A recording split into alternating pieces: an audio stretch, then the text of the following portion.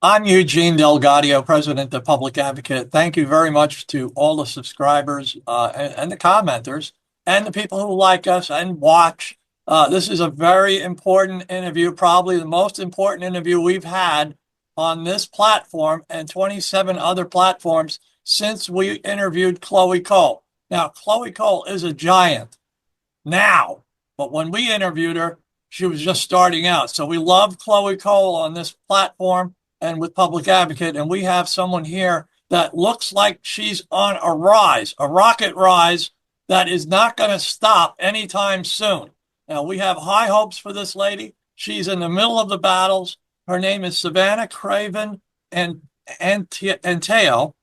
Savanah Craven Antao is a 23-year-old conservative activist, journalist, and pro-life advocate taking the fight to the radical left in the concrete jungles of New York City. Now, I'm from New York, and that's a pretty good summary. Concrete jungles. There are people who you talk to in New York, and they're not political, but somehow they don't like what you're saying. So, in other words, you could just ask them, is the sun shining? And they'll have a fight with you. So it's a very feisty location here. We're talking about a very antagonistic environment. She's nodding her head. She understands. She knows. Savannah is the founder of Her Patriot Voice, an independent platform that exposes the lies of abortion, trans surgeries, and the woke agenda through her coverage of current events, culture, and faith, all while standing for life, liberty, and America values. See her YouTube, which has 30,000 subscribers. The channel is at Her Patriot Voice. That's at Her Patriot Voice on YouTube. And that's a lot of subscribers. As a live action activist, so that's an organization called Live Action, you might have heard that Savannah was brutally assaulted. And I mean, it was pretty nasty by a pro-abortion Democrat for simply asking this question in her interview format on the street. Do you know what Planned Parenthood does? So just for the crime of asking, do you know what Planned Parenthood does, despite needing hospital treatment? She's here on the screen with us now. She's refusing to back down. She was viciously attacked. She now is currently raising funds for security to keep her safe as she continues her mission. You could help Savannah's fight by donating just $5 from all supporters, which we have a few, I'm sure, would not mind helping her. Stay in the front lines to continue the fight, to expose the left, save lives, change minds, and just ask questions. You can help by donating by going to on Venmo. It is at SAV underscore Venmo 2, the number 2. On Venmo, it's at SAV underscore VENMO 2. Or she's on Give, Send, Go. On Give, Send, Go, it's Savanah Craven, SAVANNAH Craven, CRAVEN. So it's on the website under Savanah Craven. Did I get all that right? Yes, thank you. Well, I want to get right into what happens, what's going on. We, as you know, Public Advocate, recently, we've been seeing the rise of transgender violence. I don't think it's a secret anymore. It was a secret, I think, in early March, how rampant it is and how routine it is. But since the election of President Trump, be it Tesla burnings, terrorist groups like the Zizians, or the assault of our fellow members of Congress on, like Nancy Macy, actually broke her wrist. They've done all sorts of attacks on Marjorie Taylor Greene, maybe a dozen. I can't keep track of all the swatting that they do on her. And there's a lot of swatting on at least a dozen other major conservative influencers. And when we're out on the street, we have a video that we have this lady just going into great detail about how we're going to die. And this is seen by literally 100 million people on YouTube and on 26 other platforms now, Newsmax and so on. So it's fairly straightforward that, even Elon Musk says these people are evil on the record. On our website, he came on Breitbart And he said, these people are evil. So he's out in the open saying, hey, these people are evil. So my first question is, do you fear for your life, especially with your latest acts of aggression that have landed you in the hospital? Can you describe uh, to people now tuning in, hopefully, and staying on for you, because I'm not so, young, so they're waiting for you to speak. So go ahead, tell us what happened, and what happened, what actually happened during the attack. Thank you, Eugene, and everybody at Public Advocate. I thank you guys so much for your support and the love that you've shown me. Really appreciate it. So it was like any other day, about, 6 weeks ago now. It's crazy how time flies. But like you mentioned, I was out on the street in Harlem doing what does Planned Parenthood does, what does Planned Parenthood do videos, just asking people if they know the real statistics versus what their perception of Planned Parenthood does. And basically, I just started interviewing this girl. She was super open to being on the interview. She actually came up to me, first complimented me, and it was like any other interview. And I started asking her questions, and it was very obvious that she was pro-abortion, she was pro-Planned Parenthood, and that's fine. We're here to just talk about exactly what they do and make sure that if you really support this organization, you should know exactly what they're doing. And all of the statistics were coming right from their 2022 to 2023 annual report. So this is nothing that was biased. It's straight from their website. And as the conversation went on, she started to realize that maybe I didn't agree with every point that she was trying to make and kind of challenging and questioning her statements a little bit, which is what I do with everybody. I mean, compared to some of my interviews, I would say I was being pretty easy on her because she obviously didn't know much about what Planned Parenthood truly does. And after that, she's made a very, very interesting statement saying that we should kill the kids in foster care who might be abused as a solution to their suffering. And I just simply repeated what she said after she had been cussing at me, calling me names because I'm a Christian and saying, like, my auntie told me that to believe in Jesus, that God is not able to speak to me, all the things that they usually like to spew at us. And I do want to recognize that you're an extremely patient person in doing your interviews. I've looked at least a dozen of your interviews, and they are quite patiently asking questions and having discussions and pointing things out in a logical manner and not a confrontational way, which is a very wonderful way of just asking things. And this lady told you what was in her head, yeah, and but it was scary. right. It doesn't sound very good when I repeat back to them what they say or say it, whatever they believe in. It doesn't sound that great when it comes out of my mouth. And so there's been multiple times where this has happened. I've repeated what somebody on the left or somebody on the pro-abortion side says, and they're like, oh, wait, that doesn't sound that great once it comes out of Savannah's mouth, and then they get irritated at me. It's like, well, sometimes you gotta hear what you said. It's like kind of like you gotta record yourself sometimes to hear your real tone. I was an actress, so I had to record myself a lot and see how I sounded.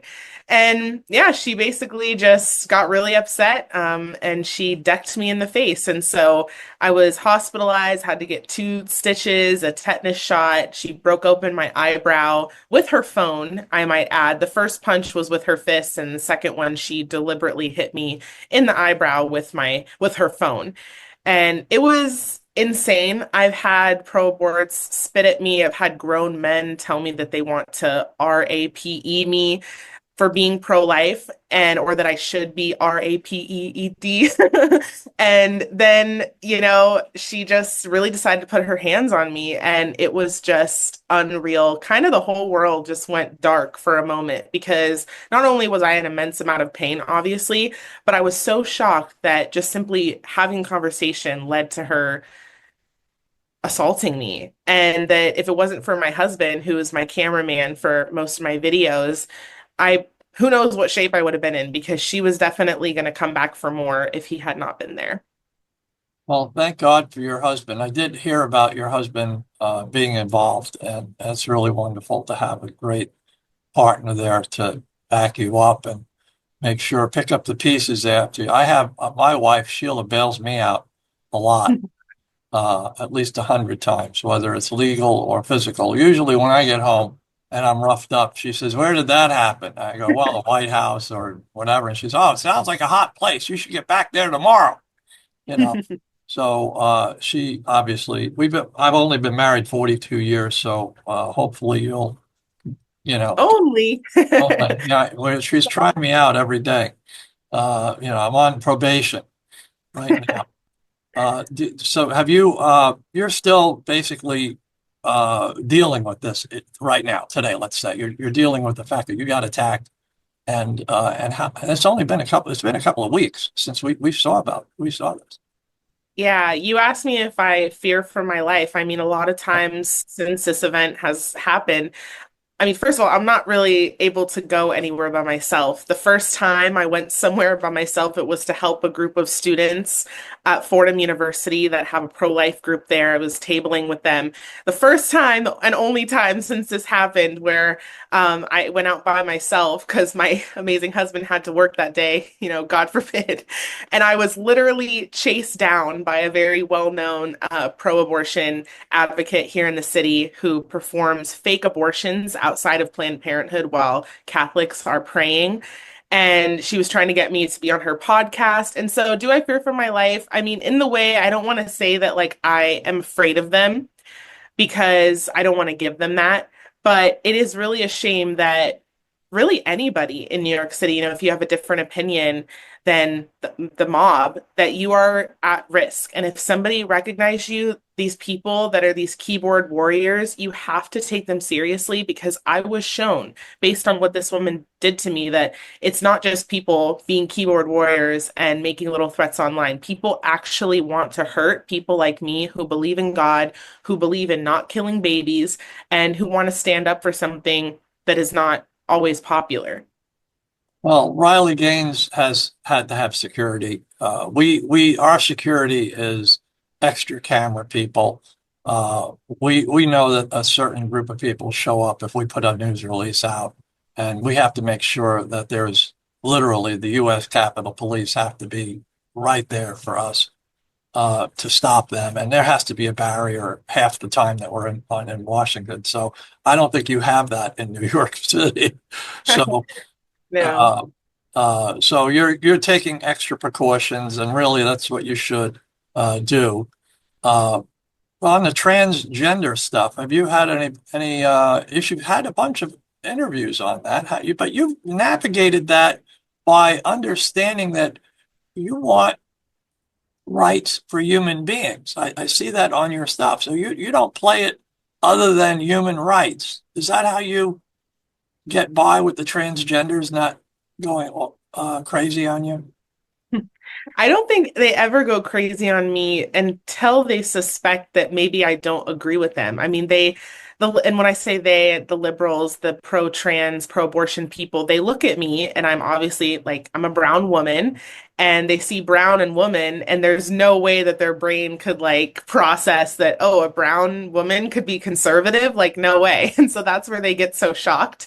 And so I do have a little bit of a advantage there going to some of these events because unless I start to really challenge them or ask them questions in a specific way, they usually always assume that I'm on their side. So I recently, just a couple months ago, I think it was, went to a Transgender Day of Visibility march and I wore a trans rights or human rights shirt. And a lot of people on the right got triggered by my shirt because they were like, how could you wear that shirt? Well, of course, I was wearing it to be undercover and to fit in with the crowd.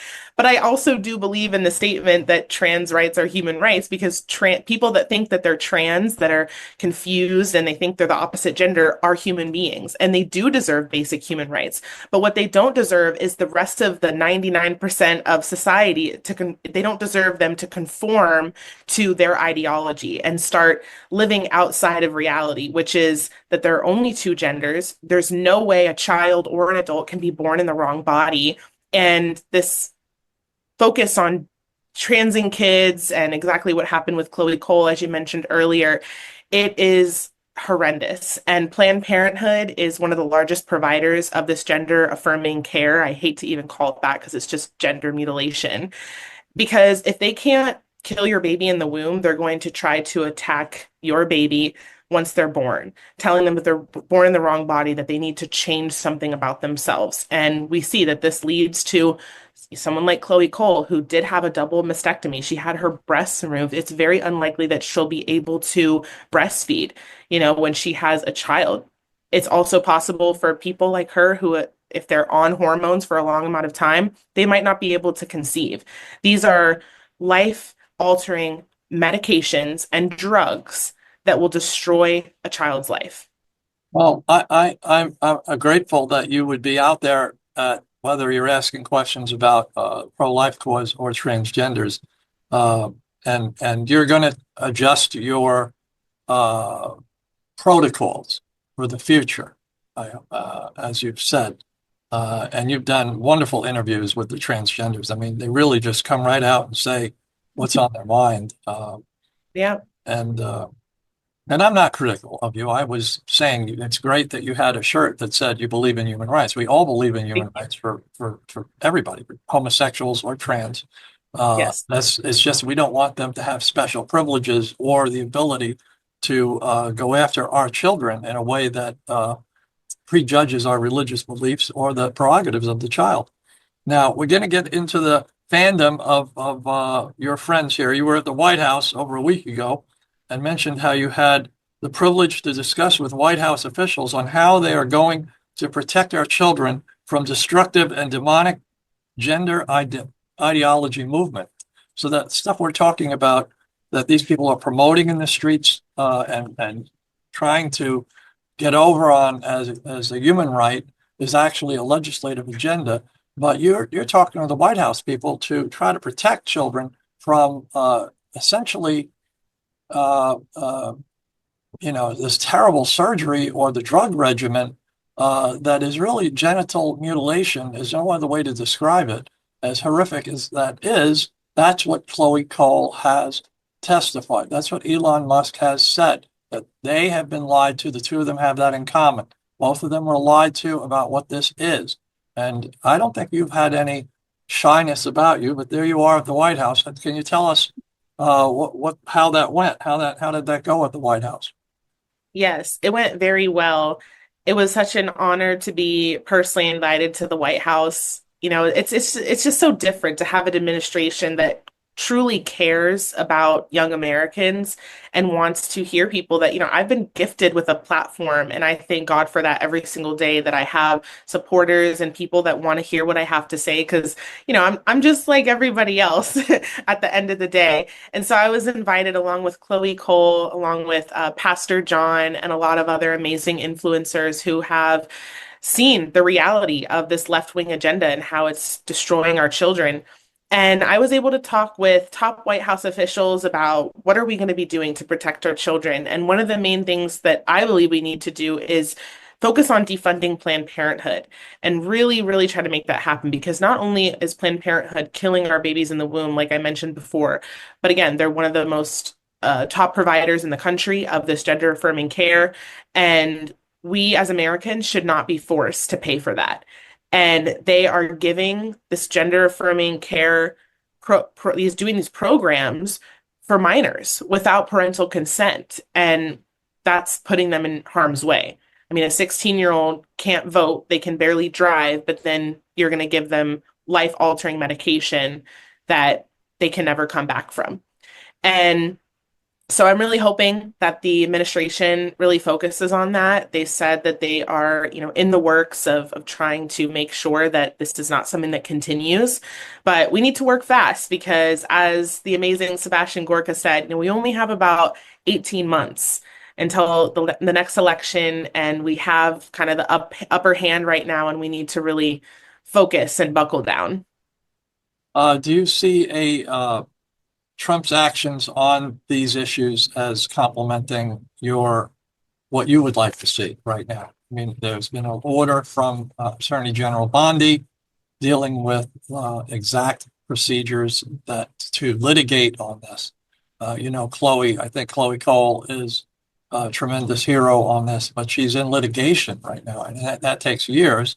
Um, are you in any litigation or contemplating any litigation on the transgender issue? Possibly, I would be happy to talk with Chloe or somebody else about that. I do believe that this is an issue that has truly plagued our country, and it's just becoming so normalized. And seeing the reality of what the left wants to do. I mean, it's just total control, right? At the end of the Right. day, when there's less people to control, it's easier to change people's minds and make them think the way that they want them to think. So I am happy to jump on anything and promote anything that is going to get us closer to our goal of making this completely illegal in our country. Have you always been pro-life? Yes, I was raised Catholic, and so I've always had a very positive outlook on life. Actually, when I found out about abortion, the truth about what it really was, which wasn't until I got into high school, I actually couldn't like process that anybody would want to ever do that.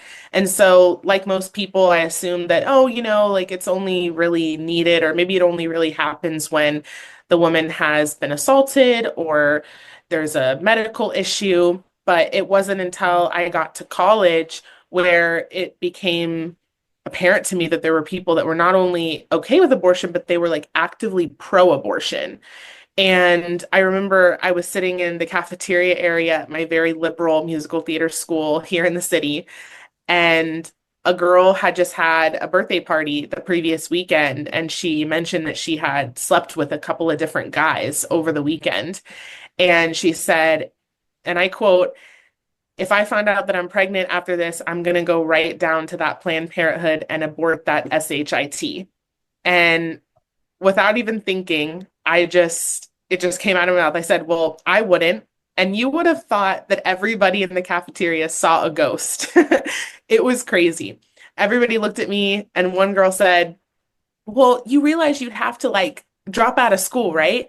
You realize that you wouldn't be able to continue dancing and singing. And I'm like, yeah, eventually.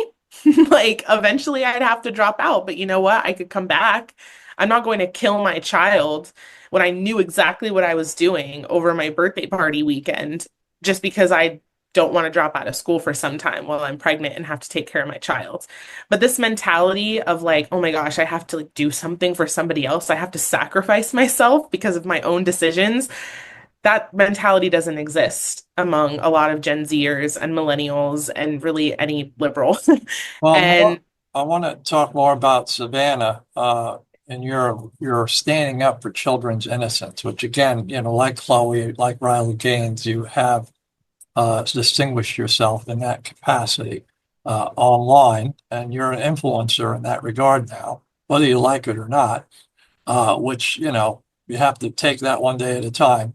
Have you always stood up for children?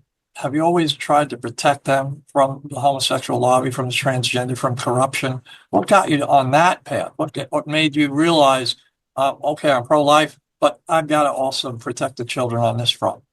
well, I believe when it became so focused on the children, because, I've had gay friends my whole life. Like, I have a couple, they're a lesbian couple that I've known since I was 5 years old. They're Trump supporters, very conservative, but they were never like inappropriate around me. Both of them recognize that they are females. They're not trying to like change anybody else. And what they do is like their business. And so, it's not that I'm like against the individual, because it's not that it's the person, it's the sin. So like hate the sin, not the person, right? That's what we're told as Christians. But when it became so focused on the children, and like I saw a video, I remember, about this family, they're like a throuple, and they're raising their children to decide their own gender. That's insane.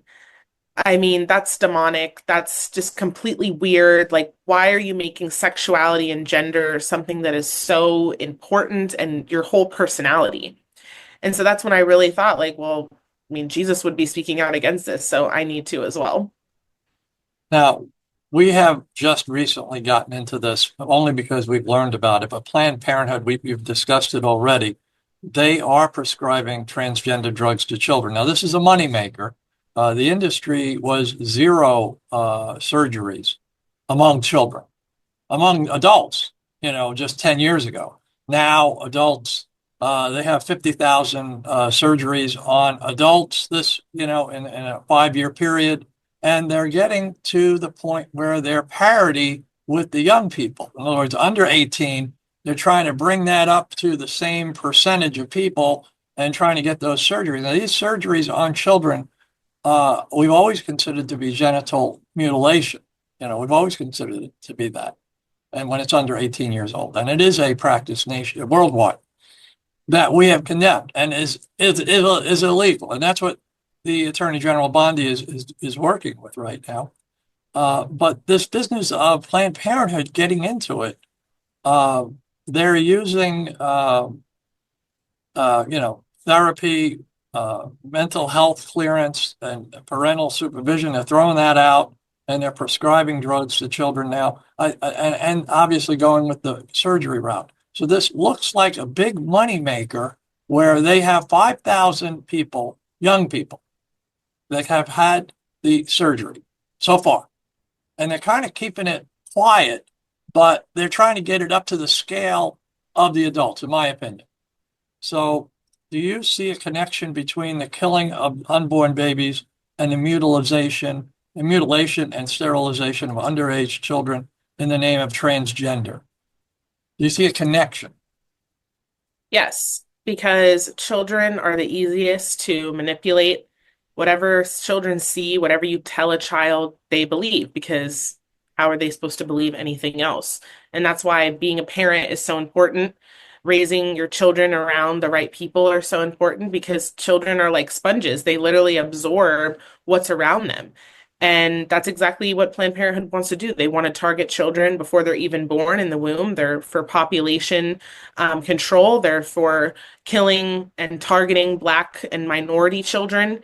And if they can't do that, like I said before, if they can't murder your baby in the womb, they're going to try to tell them that they're born in the wrong body once they're born and put them on whatever medication or gender conforming craziness that they've designed or made up. Well, I pointed out it's a moneymaker, but is it part of their demonic program to mutilate children? I mean, does the two go together, or is it just the money? I mean, it's both. Abortion and this gender affirming care is what's making them the most money. That's why they are selling that. The gender affirming care is one of their fastest growing things that they've offered, and even more than abortion. It's just, as you mentioned, it's increasing so much just monthly, because more and more children are coming out saying, well, I'm confused. And immediately what they say is, oh, well, if you're confused, we have a solution for you. Let's just put you on hormones. Let's put you on testosterone or estrogen. So it's all about money for them. They've run campaigns. I'm sure they have trans activists that are speaking out for them as well, that they're offering a big payout to. What do you think of, I have mentioned her very briefly, Riley Gaines and the fencer from Maryland who are speaking up about men in sports? How do you feel about that? Have you gotten a piece of that or Yeah. interviewed people, or what's your I opinion? think it's amazing. We need more women to speak out against this craziness. The left loves to scream that they are in support of women. They love seeing women succeed. Women are strong. Women can do whatever they want to do, but then they want to put biological men fighting against women. I can't think of something any more anti-woman than doing that. If the transgenders want to create their own league where they compete against each other, that's one decision, if they want to make that, but there's no way that you should be able to allow a biological male who, I mean, we just have to recognize the differences. There are differences between men and women, and men are usually stronger. They're bigger, they're taller, they have more muscle mass. And it's a joke. Somebody like Leah Thomas, who was ranking way, way, way below, and then all of a sudden he says that he's now a woman and changes his name, and he starts winning all of these awards. It's just not fair. What would your advice be to parents who are trying to protect, children from the woke mob? What would be your advice? We have Chloe who says, don't affirm, do not affirm. And she gives a presentation on that every time. She's been on 100 campuses. so far this year, and probably 100 campuses last year. So she's always on a campus tour, and she doesn't want to affirm the lie. That's what she We warns can't. parents.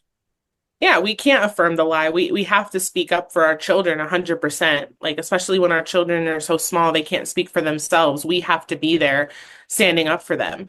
And as far as school goes, if you can homeschool, because like I mentioned before, kids are sponges and they will grasp and absorb everything that's around them. And unfortunately, a lot of these children in public schools and private schools as well. I mean, it's gotten into every school at this point, this ideology, this left-leaning ideology, this gender ideology, and you never know what other kids are going through at home. And your kids, when they're going to a school, that's what they're met with most of the day. So if you can homeschool your kids, I would say that's the best route. Well, what have you found useful dealing in combat? I know you use advocacy. I know you use a pleasant demeanor. I know you're not confrontational, but how do you help some of these lost souls discover the truth? We have, been advocating from the beginning the truth about mutilation surgery. We have said, hey, it's child abuse, it's mutilation.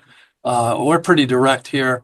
How would you advocate that mutilation surgery is not helping but harming children? Because the left says it is better to have a live son than a dead daughter.